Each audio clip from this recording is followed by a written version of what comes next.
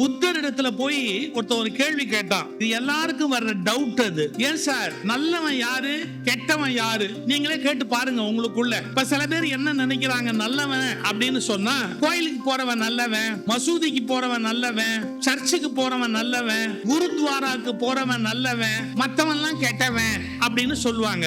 ஆனா அந்த டெபினிஷன் தப்பு. ஏன்னா மசூதிக்கு போறவன் கோயிலுக்கு போக மாட்டான், கோயிலுக்கு போறவன் சர்ச்சுக்கு போக மாட்டான், சர்ச்சுக்கு போறவன் குருத்வாரா போக மாட்டான். அப்போ போறவன் நல்லவன்னா மற்றதுக்கெல்லாம் போகாம இருக்கிறவன் கெட்டவன் ஆகி போயிடும். அதனால கோயிலுக்கு போறவன் நல்லவன், மசூதிக்கு போறவன் நல்லவன் ரொம்ப காலமா நமக்கு சொல்லி இருக்கிறாங்க. ஆனா புத்தர் ஒரு வார்த்தை சொன்னார், யார் நல்லவன் யார் கெட்டவன் அப்படிங்கிற கேள்விக்கு ரெண்டே வரி. பிறர் மீது அக்கறை உள்ளவன் நல்லவன், பிறரை பற்றி அக்கறை இல்லாதவன் கெட்டவன் அப்படின்னு ரெண்டு வரியில புத்தர் உலகத்தை பத்தி சொல்றார். இத ஒன்ன புரிஞ்சுக்கிட்டா போறோம்.